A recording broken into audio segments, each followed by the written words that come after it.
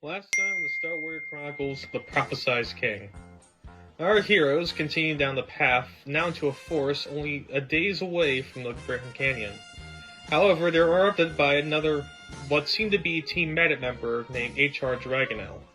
However, upon further investigation, they learn that this is actually a new ally to their team, and is one who's also a prince of the Cursed. He decided to come and find Mikey so that they can go forward and create the Star Council.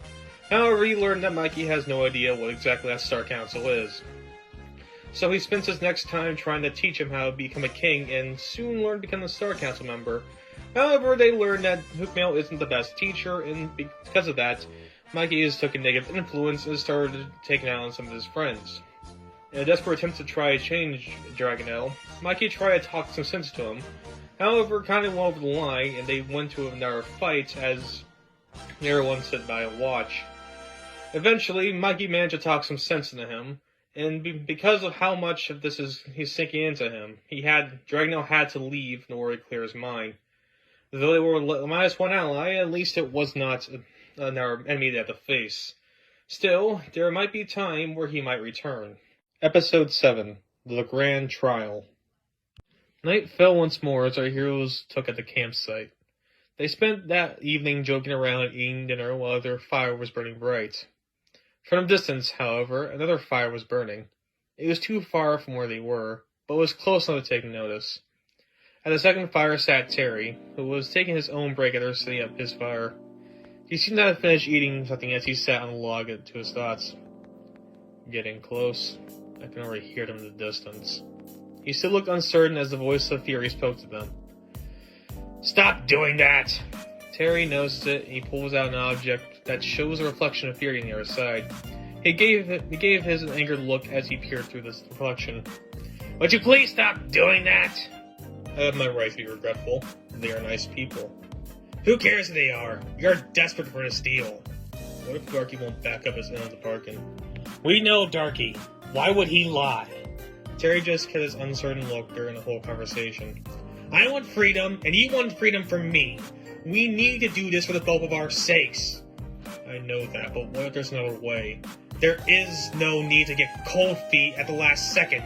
You better continue to hunt them down for the both of our sakes once more." "And if I don't?" Fury looked at him menacingly. "I won't let you." Fury's reflection didn't went away as Terry calmly looked at his piece of glass. He put it away as soon as he heard the faint laughter in the distance. It soon became day as our heroes continued to truck along as their destination became clearer with each step. They soon found their way out of the forest to the site they all longed for. Behold its beauty, the Grand Canyon. Mikey and Sora looked in awe with David giving a determined look. "A little off schedule, but we got here in one piece. Now what?" They turned to Cody, who was pulling out a piece of paper. He read through it, and he soon looked at him confidently. It says there's a secret chamber at the bottom that only the King of the Stars can open. Now it doesn't list any specific part of it. As opposed to the start, we got a lot of time to think about it. Well, it's best to keep an eye out for other hunters as well. They could contain any abilities to affect shadows. Funny, let's just get going. Speaking of other hunters, as they began to find a trail leading to the canyon, within the forest sat three individuals who looked awfully familiar. For it was the three members of Team Magnet. "Finally showed up. Guess that fighter held them longer than we thought." Does it matter? They're here now, so we can finally gain that Team Magnet victory. Darden stood in front of them before they walked. "We should probably wait for the boss. We had trouble in the past with these guys, and without a proper plan of attack, we will meet the same fate." What, do your red eyes tell you that? We are experts at our craft, so there's no need to be paranoid over a group that got lucky a few times. "I believe you should listen to my right-hand man, if we're gonna win." All three of them widened their eyes as they heard a sinister voice come from behind. They looked around to see a blue, piercing eyes from a silhouette deeper in the forest. "Hey, boss, just waiting on you. You know, grunt work." "Right. This is the group here." We just saw them walk by not too long ago. "Good. Looks like I made it in time. Think it would take them. We better for the sake of our organization. Even then, if we were to fail, we do have a backup plan." They all nodded, and they soon began a plan of attack. The heroes are now at the base level of the canyon. Though it wasn't a rough climb, it took quite a while for them to get down. But as soon as they finished the climb, they began their search. Sora thought of a conversation to pass the time. I remember hearing stories about my grandpa going to this place. So he did. What did you find? Not a whole lot. I think a few dinosaur bones or something. He was an archaeologist. Archaeologist? Did he ever tell you what it's like? Why? What, do you want to know? Interested in dinosaurs? No, I remember a kid named Guy wanted to be one when he grew up. If you ever see that kid again, then you can tell him that. He gets dusty, really dusty. I bet he knew that. Nothing like a little dirty work to get you going at your job. Do you have a job? You are at the age. David paused for a moment and he then took a deep breath. I didn't have a job. Most of my funding came from the guy who told me to find you. Cody snickered after hearing this. That's odd. Don't most grown-ups have jobs? Hey, sure if you want to live in this country. Even I have a job. Okay, first off, I'm not part of this country. I spent most of my time up in Sarvania. Secondly, it's not like I did nothing in my past years. What did you do? Hang out with the guy who sent you? No, it's best that you don't know. How bad is it? It's not terrible, it's just when I tell you, you might think less of me.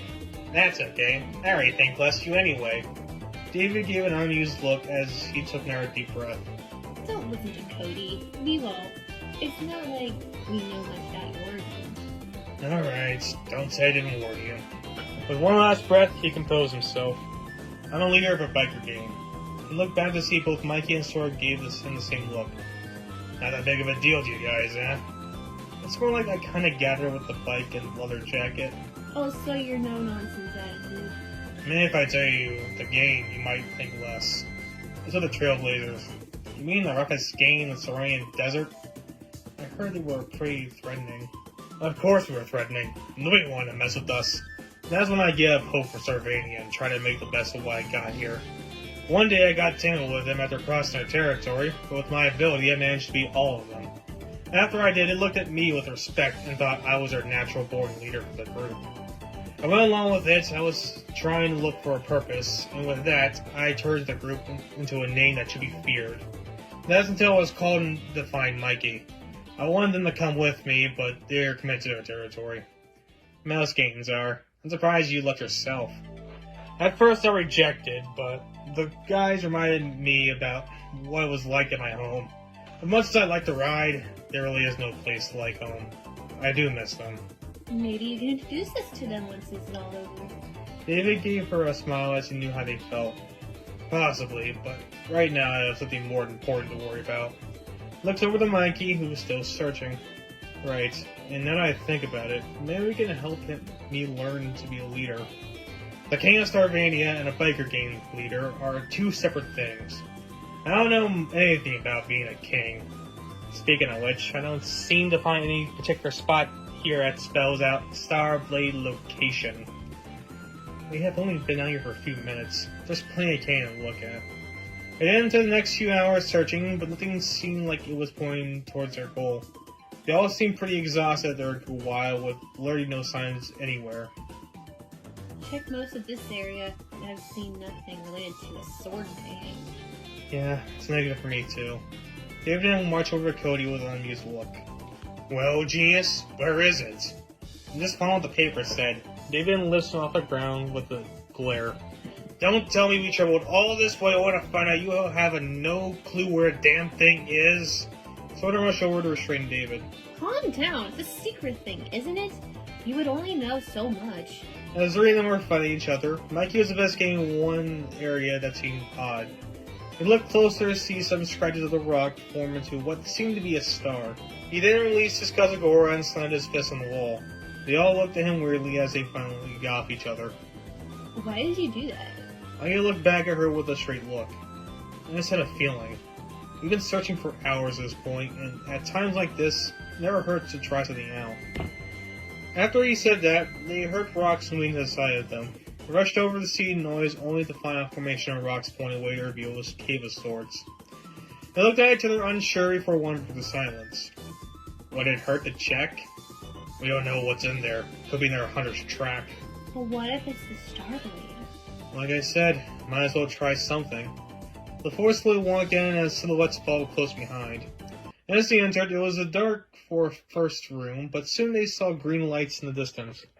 Closer and closer, they see the green light encompass them. With one more step, they learned that the light was green stars floating all around them. So pretty. These stars must indicate that this is the right place. They didn't stop as they heard a mysterious voice from the distance. Unfortunately, not the right time. They didn't look over to see a man walking towards them. Though he was no normal-looking man, he had a star-shaped head that glowed yellow along his neck.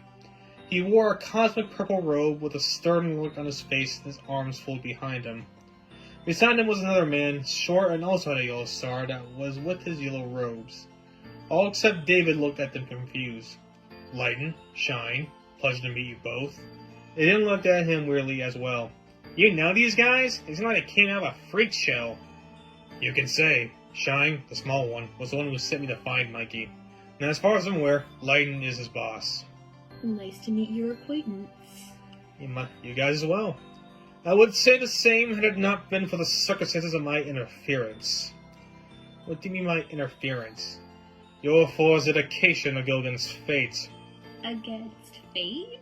Just who are you guys, and what are you even talking about? That won't matter in a second, for I'm here to right the wrongs that my apprentice made. How about you answer some of our questions first?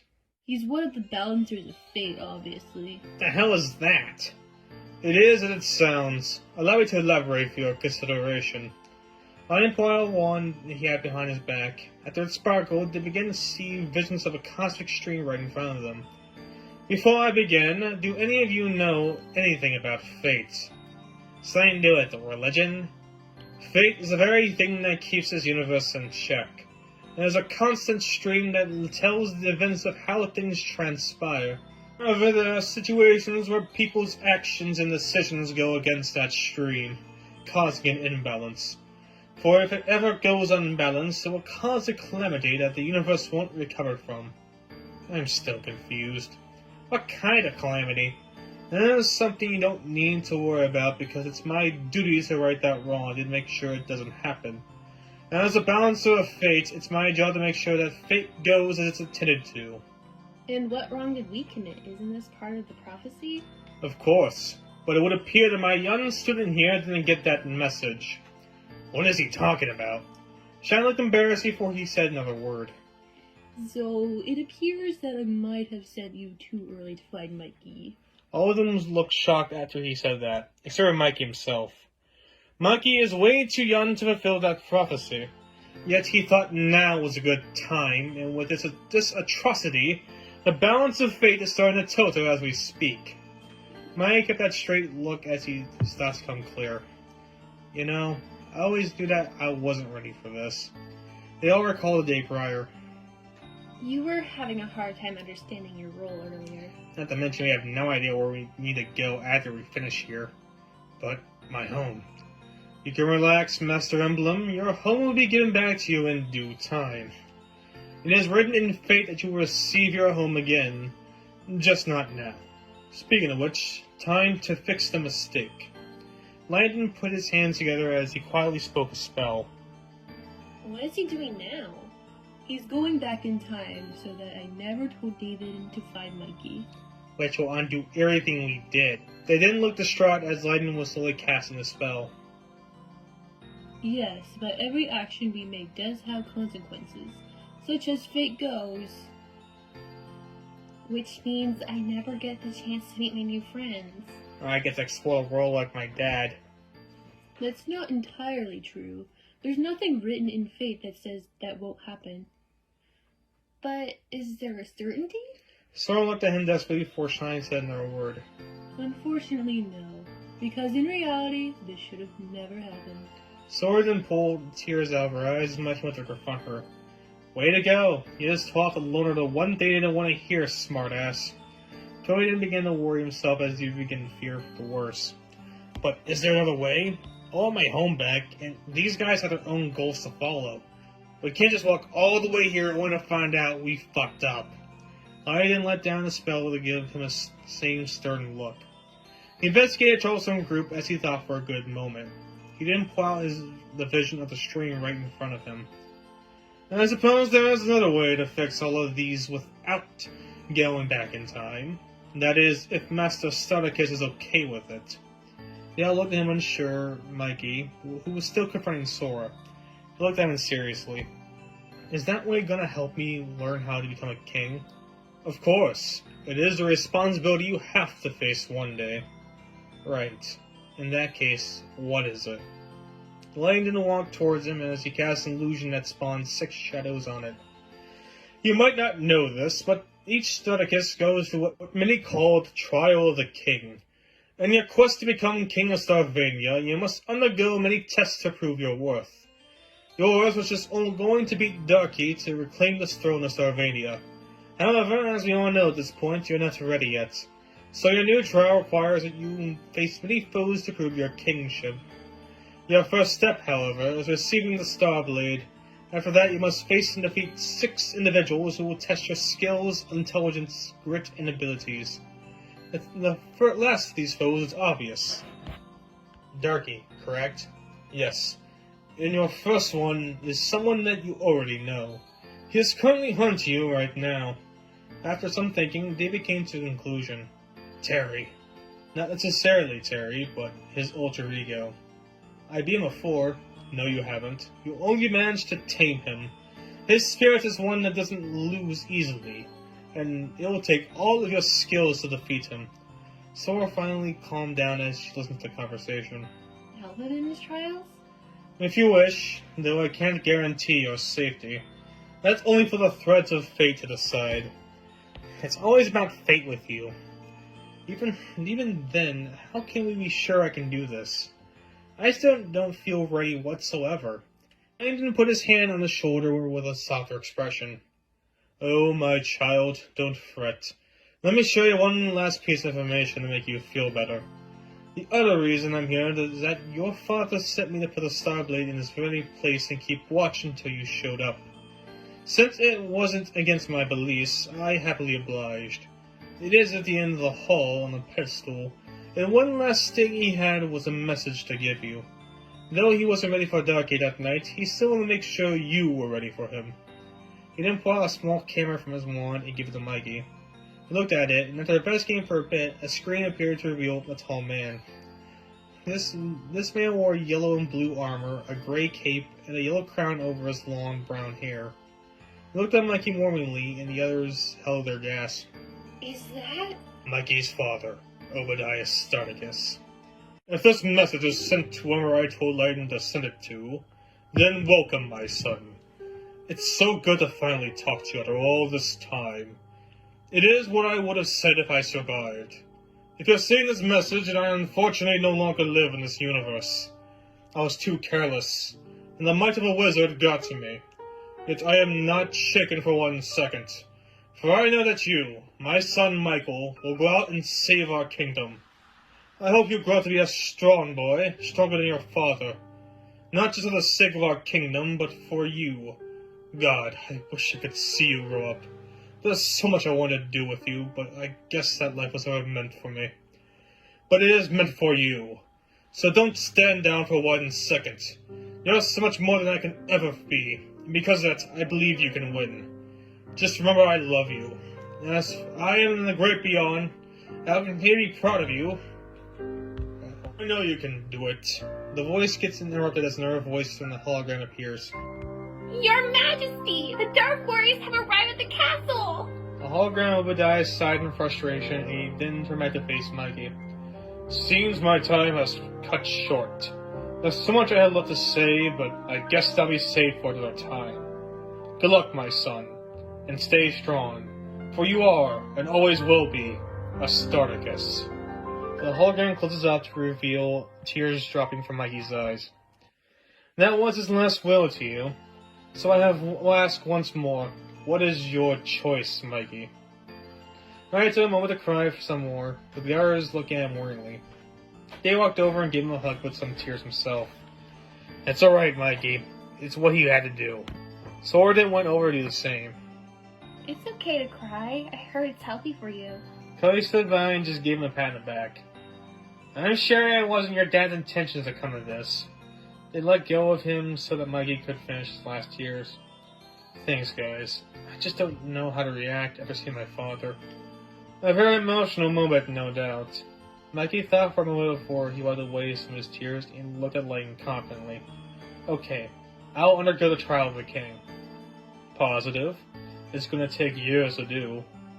I get ready for Darky to fulfill my dad's last wish. And in order to do that, I need all the training I can get. Facing these guys help you become better with each step. The others nodded confidently as well. Very well, then go ahead and complete the first step. Trial 1. The Star of Layton is now in effect. Layton and Shine stepped to the side as they allowed the forward and pass.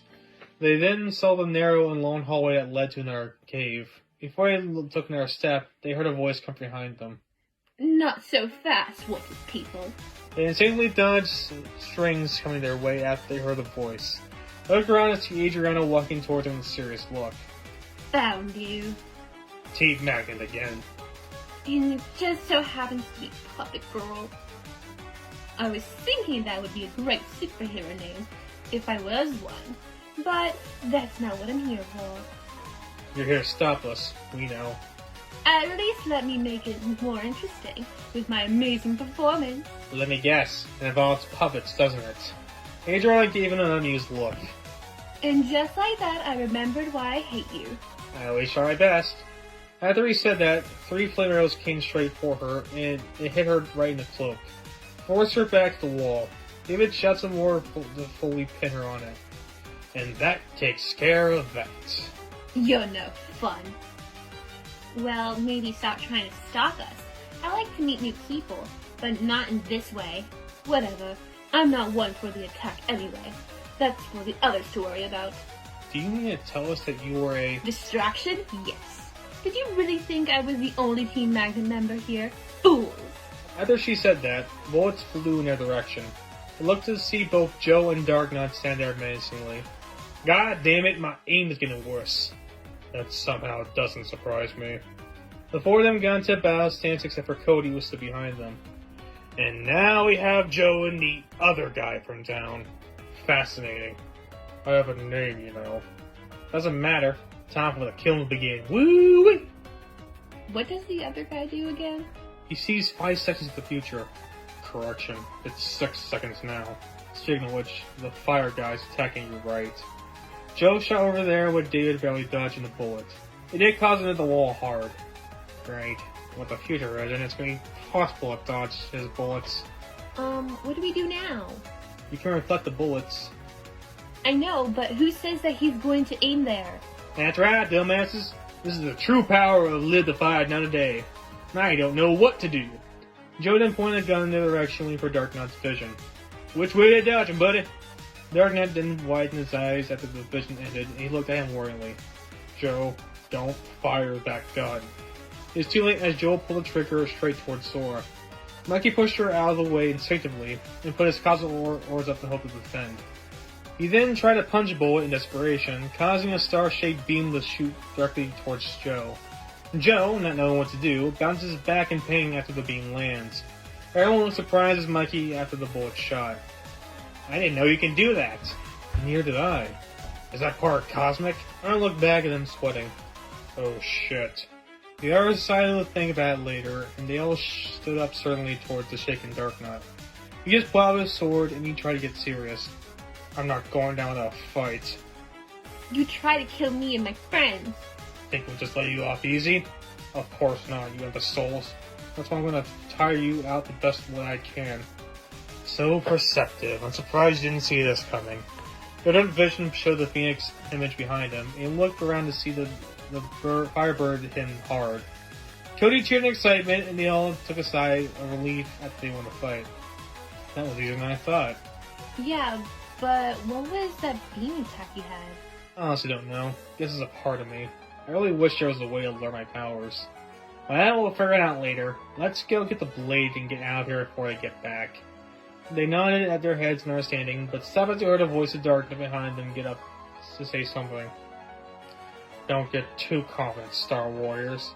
Still awake, are we? They walked over him with a flame bow still in his hand. Just what do you tend to do next?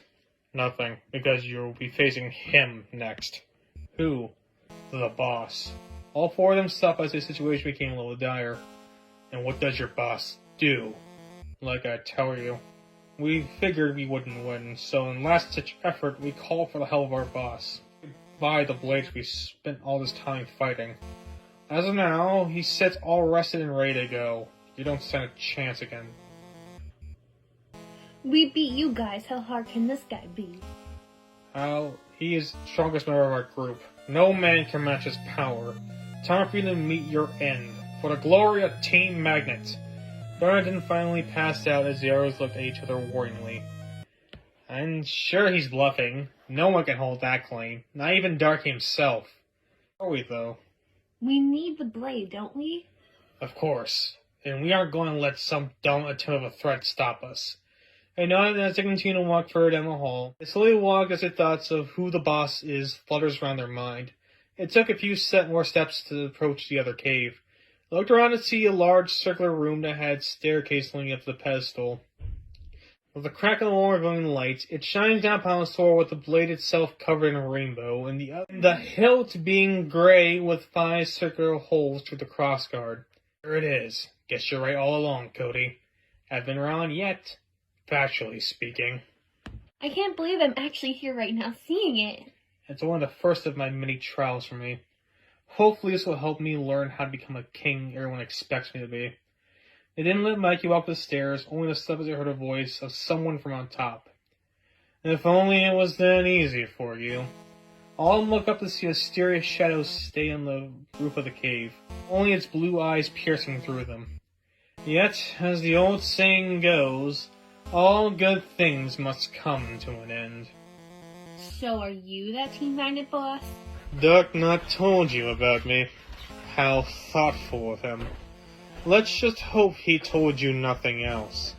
Now believe me, he told us everything about you. The figure chuckled as Cody's confidence diminished a little bit. The figure then reveals his claw hands with long arms of 6. 3 of each side of his body help him climb down to their level. Nice try, boy, but I see through all kinds of bluffs in my day. Though I don't have his vision, I can easily see through idiot remarks no matter their confidence. Even then, if you really did know a lick of what I am, it wouldn't help you that much, since I'm the being that can't be defeated no matter how hard you try. He didn't appear to the light of the cave to show something they didn't anticipate. It was just a gray head with a face stuck in a chair with the already mentioned arms. Yet David knew instantly who it was. Peterson. It's been a while, Emblem. How's the family? Dead, thanks to you. Right, that fact must have slipped my mind. You know this guy? He's the reason I hate people. Come now, I can't be the only reason that's the case. We have a history, remember? Not the kind of history I like to have, jackass. No need to get vulgar. It won't matter much anyway. I must say, congrats on your victory against my co-workers. Though they are tough, you managed to beat them with all your members intact. David just kept giving him an enraged look as the others looked at him determinedly. Fortunately for me, you were predictable enough so that I was able to see you coming here before you guys had the chance to know what's happening. Now then, let's see why you guys beat all of them. They all got a stance, only for David to rush up with his flame bow and attack him directly. That eager to fight, huh? I'll never forgive you for what you've done to me. It seems there is no reasoning with you. A pity. Pearson then grabbed him by the head and tossed him aside the wall hard. He looks over to see both Mikey and Sora attack him head on. Cody warned him not to. Did you gotta hit your head on a rock or something? We need to learn his ability. He's not going to present it to us. Because I don't need to in order to beat you. My claws are too deadly for anyone to beat. Too predictable. He then tossed his claws, forcing the two aside with ease. And here I thought he would get a challenge. Or was this when Darky invaded? He then turned around to see David stand there still conscious. I beg your pardon? You remember that night, don't you? All of a sudden, a phoenix bird appeared from David's back to attack Pearson hard. I remember that night all too well. But what you did is something very hard to forget. I honestly have no idea what you're talking about. That's funny, for it was you who did all of that. You and my dad were fellow captains, tasked by the king that night. And when you took one glimpse of Darky's power, what did you do? You felt like a coward. You left my father to die to him as you ran away for your own safety. I did what I had to do to survive. David forced many flame arrows over Pearson's claws. You did what you needed to do, not because you were selfish. My father was your best friend. You two had each other's back no matter what. He stood up for you every chance he got. You just abandoned him in our hour of need. He trusted you to do one simple thing, and you couldn't even do that. Tears poured from David's eyes as Mikey and Sora slowly got up from their position. You let him die right in front of your eyes, you selfish bastard! And do you feel any remorse of that? Of course not. I bet you barely remember his name. It wouldn't happen to be Dexter, would it? David looked stunned with his response, and he forced his flame bow on Pearson as Pearson freed some of his claws to stop it. His name was Drew Emblem, you son of a bitch! David kept angrily forcing the sword straight towards his face. Pearson continued to force it back, and it got to the point where Pearson freed his other claws and scratched David's back. Blood spewed from the place Pearson scratched, and David held on to it in pain. Lucky you. If I was a split second faster, that would have been fatal. Doesn't mean much to anything at the end. You'll die all the same. Pearson slowly moved his way towards David with a stern expression. Thinking fast, David looked over to Mikey, motioning towards the sword. Your father was an idiot. He knew our powers combined wouldn't stop that wizard. And you said no man alive can beat you. Darky is no man. He is beast beyond our own will. I told him to leave with me, and he chose death. Don't blame me for your father's mistakes. Even if that was true, you had no right to do what you did. Pearson grabbed him once more, and he held him tight as David screamed in pain. Shut up, you. Do you know what's right? You're trying to attack that madman to save your home. With what power? The king fell to him. In what right mind do you have that could possibly save your home? He didn't hear the smell of sound behind him right after he said that. He looks around to see Mikey stand there stood through the star blade taken off out of the pedestal. The right light shone brightly upon him as he held a sword beside him, giving Pearson a stern look.